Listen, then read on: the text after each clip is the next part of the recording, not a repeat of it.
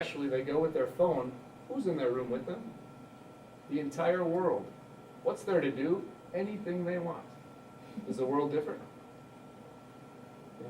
Most of their friends, they don't always see. They don't spend half the time eye to eye. They hear them or they audio or all sorts of things. They see pictures, they saw what they ate or they saw what their cat ate, but they don't actually interact with them like we do. Is this fair?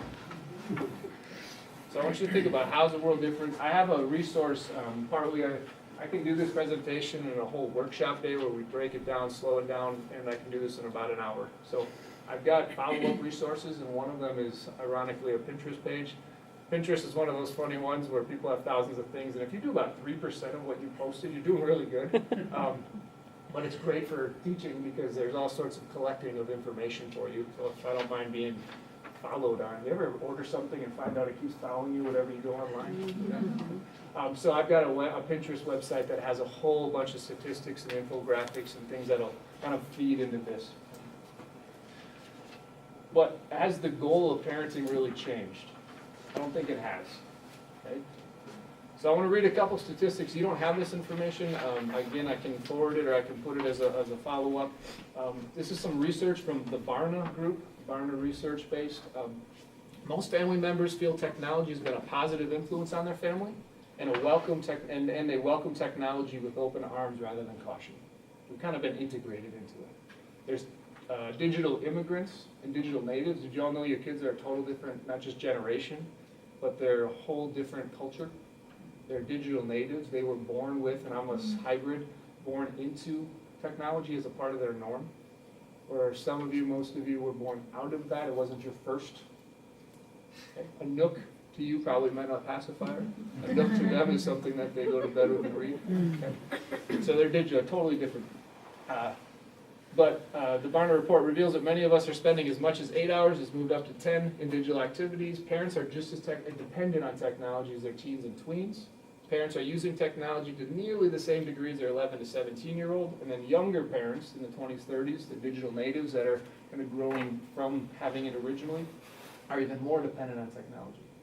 Okay, so the youngest ones with the youngest children are starting to be the most.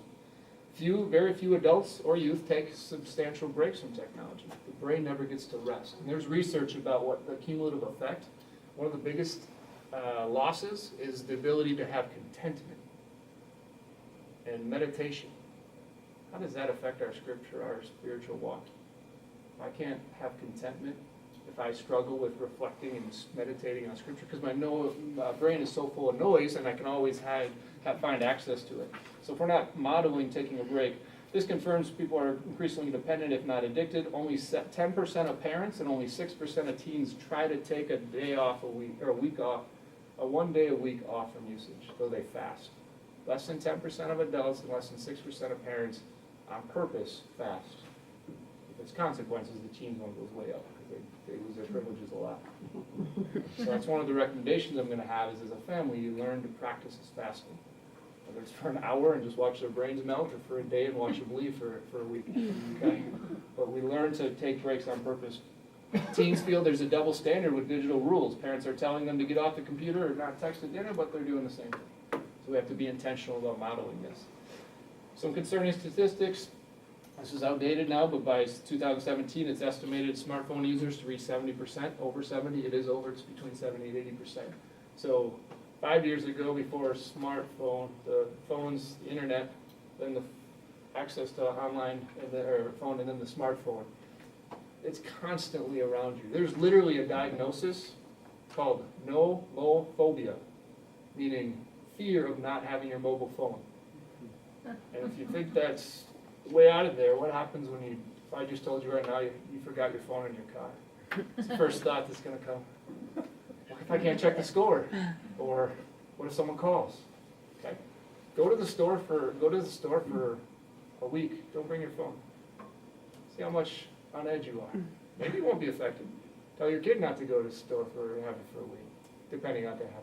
Okay, so there's real fears now. There's real reaction. There's real dependency. It's understandable. It's been integrated in our society so well. 4 out of 5 smartphone users check their phone within the first 15 minutes of waking up. 80% say that's the first thing they do in the morning. I'm one of them. You know what I use my phone for? Alarm. But do you know what's right next to my alarm button? Okay, in the good, genuine, I have scripture, but I also have the weather, and I also have ESPN. Okay, if I do all three, 15 minutes later, and guess what? I'm running out the door kind of busy, and my kids are like, hey, Daddy, so I guess I gotta go, I'm in a rush. I just taught myself the first 15 minutes, yes, I'm doing scripture on the phone, but I'm also doing it on the phone, and the blue lights, and there's a whole bunch of research on how that affects sleep and quality of sleep. So 80% of people, and I bet you do, and I won't do the statistic or ask hands about bringing it to the bathroom. Okay? That's pretty high too. If Facebook were a country, and Facebook's actually going down because of the other ones, if Facebook were a country, it'd be the second largest, and now it'd be the largest country in the world. So imagine Olympics, the India, China, US, Facebook. Okay, so that's how interactive it is. Just do this is a fun game at some point, we won't do it today, but before Facebook, Send a newsletter around or send a feed post around and have people fill in the blank. Some are funny, some are serious. Before Facebook, what? Facebook is 13 years old now. Some would say I wasn't born, wasn't in high school. Some of the funny ones that I've heard over the years. I did show 357 of my friends, my family photo books. Or I like this, but I'm a therapist, so I thought if I had over 100 people following me, I'd be considered paranoid. Okay, so just think about it. Before Facebook, what's life like? Average teen male plays video games for over 700 hours a year, equivalent of over 10,000 hours. The average young male will spend 21 years by 21 years old. 10,000 hours. What can you do in 10,000 hours? Unfortunately, 1/3 of teen boys are also considered heavy users of pornography. Nearly 2 hours a week. So add that up, and now you have even more. What can you do at 10,000 hours? Think about those who have young men, 16, 18. What could they do with all that time? I'll tell you. It takes 260 hours to learn guitar. Okay. It takes 40 hours to learn salsa dancing. Okay.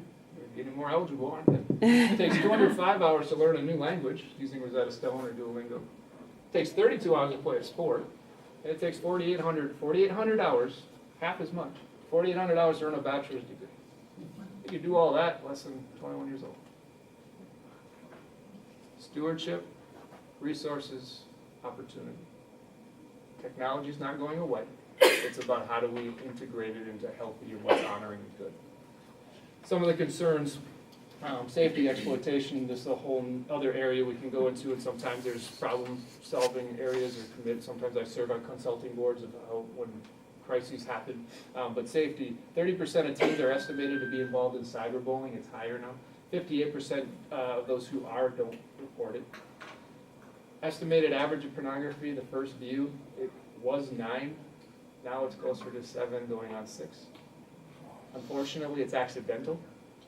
This is why I'm going to be a big proponent of filtering software. You can Google something that you didn't intend, and all of a sudden, YouTube, they show videos and it looks normal until the halfway through, all of a sudden some of them they're reported much better now, but all of a sudden it'll be a horror film or there'll be something else inappropriate. Even though, so you want to scroll through your YouTube videos if you ever let children watch them. We do Christian songs with lyrics, and that's how my daughter knows how to read, my kids don't, but they kind of get to know some of the praise worship. So we do that occasionally, but I always screen them just in case. Okay. So unintended exposure. Most of that's accidental, as I said. Most of that's unintended, but again, that exposes them. 90% of youth admit to receiving solicitations sexually through all the different formats. And then 58% don't think posting photos or personal photo information is unsafe. And there's articles, if you read them, about unintended, even first day of school. If you take pictures of your first day of school, post it on Facebook, guess what you told everybody where you're not? At home. Okay, so there's a whole bunch of unintended consequences. We just want to be cautious. I'm not trying to create paranoia. I use technology, but we want to be very intentional. Just get to think about some of the things that maybe when your child has a really good reason why they need to have this new, what other things do we need to consider? Questions, thoughts before we shift to? So technology, what can it become? It can become an invasion. It can become a substitute. I'm going to read from this. A distraction, obviously. Whenever anything, and I do this in marriage too, whenever anything becomes a distraction, a disconnect, or causes distrust, we have to have an issue. We have an issue then. So if it becomes a distraction, gets in the way of family time, gets in the way of scripture time, gets in the way of our other parts of our life, if it becomes a disconnect, we're choosing something else over the other things we used to find nutrients in, or it becomes a distrust issue, then it has to have an addressed, there's a boundary issue at that point. A barrier of connection, a pressure to conform. As I already mentioned, there's real scenarios your children will face and do face, and there's real choices and there's real costs. But they also have to trust you, and you have to be grounded in rooted principle and willing to risk them not liking you in order to learn that you're really loving them greater. But there's a real, there's also a facade of real life. There's a seeking, a safety. It's artificial. It's really an idol. In many ways, it's what Christ tells the woman at the well. What you're drinking from, you're going to continue to be thirsty. So we don't just check our posts once, we keep going back. Do you ever send an email and wonder and click how many times, wait until someone else commented, someone else commented, someone else commented?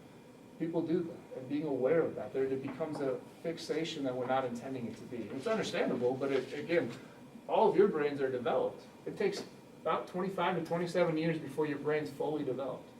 And the last part that's developed is the decision making, the trained in righteousness part. The first part that's developed is the temper tantrum brain. It's the part that doesn't have to do anything, just cry and gets accommodated to. Now we cry. Any need, I just ask Siri or Google or any Amazon Prime instantly. Any need I have, I cry, and it comes. I have to think through it and use stewardship and be intentional. Then I might not make that instant choice. So we have to be very intentional about it. It becomes an idol, it becomes a false god. Yes. I just wanted to share a fun story.